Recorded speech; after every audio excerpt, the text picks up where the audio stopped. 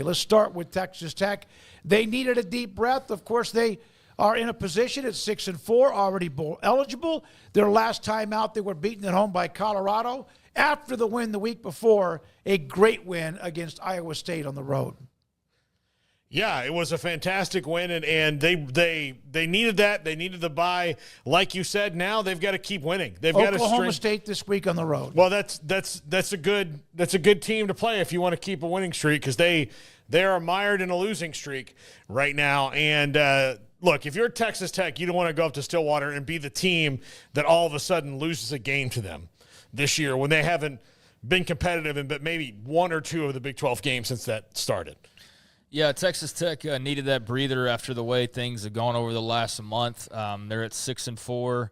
I think if you finish 8-4 in the regular season, you'd feel pretty good about things. But anything less than that, I feel like you're kind of just spinning your wheels a little bit, and certainly did not close nearly as strong as you probably otherwise would have hoped, given how you started the season at 5-1. So they've lost 3 out of their last 4, and a loss here would be really quite unexplainable because of how Oklahoma State has struggled. So I think the Red Raiders needed a breather. Not only were they losing, they were also, talking about the communication systems, and there's just all sorts of stuff going on, but none of it really resulting in wins outside of beating Iowa State, which was a brief moment that they were really able to celebrate, because then they turned around and got beat by Colorado. So it's been, a rough go of things. They got their breather, and I think that can only be beneficial for them heading into this weekend. But it's a low spread for a team that you think would be favored pretty heavily because of the way Oklahoma State has struggled, and they haven't even been good in Stillwater this year. It's still quite a low spread, so we'll see how that kind of adjusts throughout the week. But, yeah, I would still take Texas Tech here, but yeah, they got to go out and earn it. Winning at Ames, and then, of course, had the 13-0 lead against Colorado, and they could not hold on to that, losing 41-27, get a chance to take a deep breath, and now play in Stillwater at 2:30 coming up this weekend. Also in the Big 12 South, we've mentioned Texas Tech. Let's get to Oklahoma State. That's who they're going to play, and I don't even know where to start with them. I mean, 0-7, 3-7. They haven't been very competitive. And not in every game. They've had some, but they are, I don't even know how they finished the year. Yeah, no, they've got all kind of problems. And, that there's, we heard Mark Schipper say earlier, like, something's going on at Oklahoma State. They're, they maybe made a miscalculation in their NIL or how much he wants to pursue it. I mean, he hasn't, denied and been like, hey, we don't want to, get in the transfer portal. He hasn't been like that, Gundy, but just nothing's worked out for them this year. I think the fan base is finally at critical mass over their coordinators, and they've been mad about at least the offensive coordinator for a very long time. So maybe he has to change things. I mean, he's in a position where Oklahoma State's not really going to hold his feet to the fire. It's either he can stay as long as he wants. It's 1 year renewable lifetime contract, so there's no buyout or anything like that. So he can, he can be there as much as he wants. But I just don't see a path for them winning this game against Texas Tech because their defense has been so awful. Yeah, I just don't think Texas Tech's offense has been that great either, but I do think they can lean on Taj Brooks, and that'll be enough to probably carry them most of the way. I don't know how Oklahoma State comes up with enough on both sides to make this an upset bid. But, if Tech continues to struggle, if somehow the defense kind of corrals Taj Brooks and, maybe the offense can get a little something going against Texas Tech's defense, I mean, that's certainly possible because a lot of teams have this year. I mean, you can see a way, but I still think it's a very narrow way that they would have to navigate to pull off the win this weekend because it's just been so bad. The spirits are so low. Everybody's just counting down the days to the season being over so that you can start to turn the page at what it actually will look like next year and hopefully the moves that will turn this thing around, because those are going to have to – that's going to have to be a lengthy list. I mean, I know Gundy's got whatever he wants and he can basically do whatever he wants. And I know some people are like, I know that's not 100%, but – for the most part, he's pretty much been able to do things his own way. Not after a year like this. Like, you got to make some changes, pal. Yep. And I know he's probably wanting to anyways, but like a major overhaul. The offense is not good. The defense is not good. You're losing a lot of talent. You won't have Ollie Gordon back next year. You definitely won't have Alan Bowman back next year. I think that can be a good thing because I think you kind of need to reset there. But, if you're an Oklahoma State fan, you're looking to the offseason and all the exciting things that could be changed. But this year is a total wash, and if you can go grab a win or two, then that's great for the seniors and all of that. But beyond that, it's a very forgettable season for the Cowboys. Yeah, man, it's just something. It is next year when who will it be that sends us the preseason poll? I'm going to send back. I think I'm going to just put my names in a hat. No, just put no. I'm done. I don't deserve to be a part of the media poll. I saw one of the Baylor coaches. I don't think it's on there anymore, but one of the Baylor coaches goes, "We need to start looking for receipts." I'm one of them.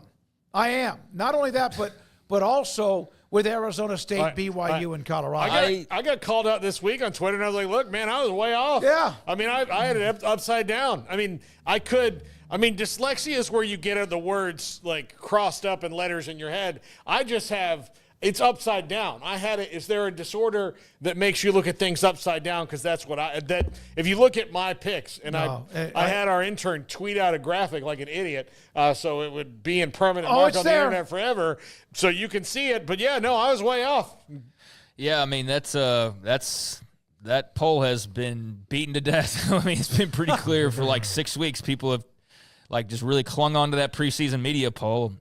I will say that I don't think anybody's more surprised than Oklahoma State about that. So, yeah, the media was wrong on that one, but who foresaw what's happening in Stillwater right now? And I would also say on the Baylor front about pulling receipts, like I know he's not talking about like preseason production. He's probably talking about other coaches in the league that maybe used to work at Baylor or things of that nature. Oh, yeah, that's that but too, yeah. I will also say that if he's just talking in general, like the whole preseason poll thing, you don't get to – like you get to do that now, but the receipts were valid at the time, pal, when you were losing to Utah and Iowa State and Colorado. And, like, the receipts were valid at that point in time. But, no, they've definitely reversed that narrative in a major way. And there was a lot of talking about them and the NIL stuff and all of that. So they do have some receipts to pull beyond the preseason poll that are very valid. No, I thought he was actually talking directly to me, and he should have been, by the way. Yeah. I think that tweet was deleted at some point. But I got some receipts, and you're right about other teams, other programs, other people on other programs also being involved. TCU is bowl eligible. 8 of the 16 teams are bowl eligible. TCU is home against Arizona. Then they play at Cincinnati to wrap up the year. The win against Oklahoma State, dominant. They took care of business. They have that win. That was that last-second thing against TCU. In between that, after winning a couple in a row, they lost to Baylor in that tremendous game a couple of weeks ago. They're now playing Arizona. They're bowl eligible. Sonny Dykes and company. Yeah, and good for them. They looked like they were going to have the wheels fall right on off. They've played better. Down the stretch, of course, that loss to Baylor it's a last-second loss. I mean, it was a toss-up game, but, bowl eligible, and that's fine. But they were just in the national championship game a couple years ago, so bowl eligible is no longer the fence post they've got to clear in Fort Worth. So try to get better the rest of the way, win your bowl game, and see how you do. They've got, Arizona this week, right? Yeah, yes. They shouldn't lose that. Yes. They shouldn't lose that game. So keep winning and try to retain the guys you want to keep, especially Josh Hoover, and see how it goes.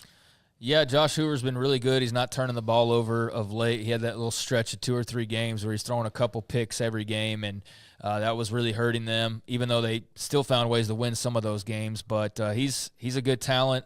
Savion Williams is as well. They've got some good players, but it's just been a very herky-jerky, up-and-down type of year. They did get the win against Oklahoma State last we saw them pretty convincingly, and then the bye. So I think they should be in pretty good shape at home against Arizona, and very much a situation where these last 2 games are winnable. You could finish 8-4, and I think given that you started off 2-2 and then at one point were 3-3, to finish 8-4 would actually be a pretty good season, especially given you didn't even make a bowl game last year. So no, it's not playing for a national championship, but it is a step up from what you did last year, and I think that's something that you could build on. I also expect them to beat Arizona. Arizona had a nice win over Houston, but TCU's offense is like an ocean compared to the desert that is Houston's offense. So it's a totally different animal, and I think that if Arizona who didn't even have like really elite stuff from Teteroa McMillan or Noah Fafita. It was more Conley in the running game. But even if they were to break out their biggest fireworks, TCU is one of those teams that go, okay, we'll bring ours out too. Here's Savion Williams, and so I think they're well positioned to win game number 7 at home. Yep, and go ahead. Ken O'Briles is really good at figuring out something like right after it you really needed to. I'm not knocking him, but like when the whole let's snap the ball to the best athlete on the team thing, like if he would have figured out 15 minutes earlier against Texas, they probably win that game. In 2015? Yeah. And look, if he figured out maybe after the third game where they couldn't run the ball, like if it was down to them running for a 3rd and 1 or the earth getting hit with the meteor was coming because of TCU. And then they're like, hey, we got the Savion Williams. Why don't we just give it to him? Yeah, no frills. If they had figured that out again a couple games earlier, things might be different for them because them not being able to run the ball is a huge reason that they got behind the 8 ball of this season. Yeah, Savion giving them a nice lift, and he is a dude now. I mean, he is absolutely a dude. Sometimes they line him up just so you have 2 guys out there or so, and then they go with something different if he's that dominant of a player. Now we go to Baylor. We've heard from J.J. Joe. We've talked about them quite a bit. I had the segment when we broke down some of the changes they've made and what's led to now. I will say this right now. There's no way in hell I thought they could do what they've done. Period. Didn't think it. I thought that they might get to a bowl game this year. They're already in a bowl game with 2 games to play. They look really confident, really good. They still can't overlook anybody. They're not that good, but it has been unbelievable, the story of who they've become so far. After what looked like yet another, they might go 3-9 or 4-8.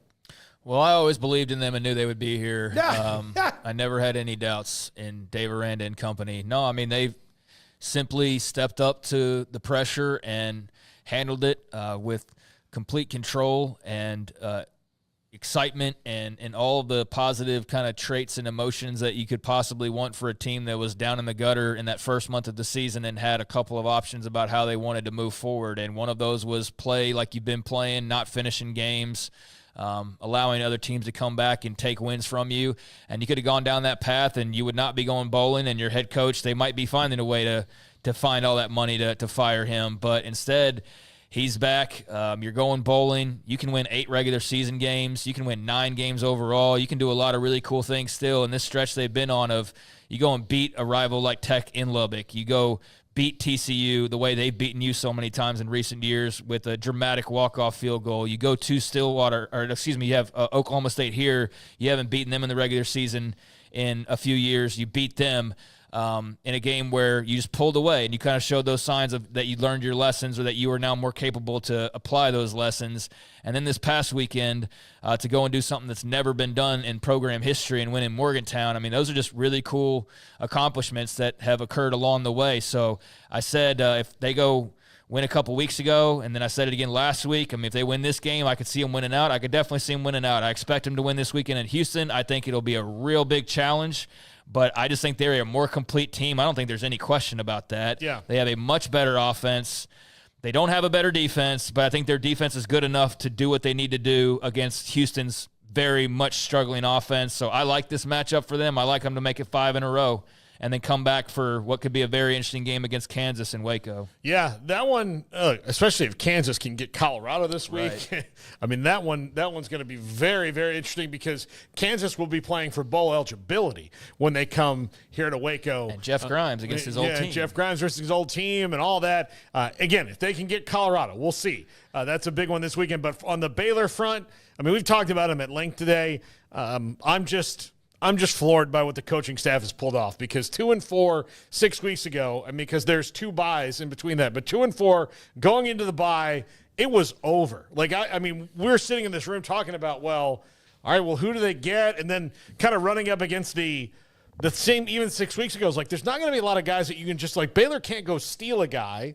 They're not really going to do that. So is it going to be Traylor? Is it going to be Kenny? Well, they have haven't worked Never out this thought year. it would be Kenny, but Traylor surely. Hey, I will say this: Jeff Traylor's turned a freaking miracle job. Yeah. I don't know if y'all are paying attention, but they might get bowl eligible, which is amazing. But at the time, it's like, well, can you sell a guy who might have a losing season at UTSA because you know what he's done in the past? Are people going to say, well, I don't care what's going on at Texas State right now. They look good in spurts. If you give him that, like, who's going to be the guy? And it was always going to be Dave Aranda. He had figured it out. We said in the offseason, if he checked all the boxes that he had to check to make the team better, but would it work out in a year? And it did. And it took the first half of the year for them to figure out what that was. And if there's any extra need for motivation, they never won in Morgantown. They haven't beat TCU in, once in 10 years. And Houston came in and embarrassed them and added insult to injury last year in Waco. I mean, that was an ugly, miserable loss for Dave Aranda and company last year. Donovan Smith punching it through, overtime? Overtime, yeah. That was an embarrassing loss. After they had a pass interference or holding call on first or second down. So I can only imagine that some guys want to get their lick back for that one down in Houston. But, I think Houston will be primed and ready to play, especially coming off such an ugly game for them. But I do think on paper Baylor's better, and I'd say they're the hottest team in the Big 12, but I think Colorado has something to say about that. I think Arizona State has something to say about that. I think Kansas has something to say about that. So there's a few teams that are really cooking right now, and we'll see what that looks like on the other side of the weekend. But, definitely a good run for the Bears. Bobby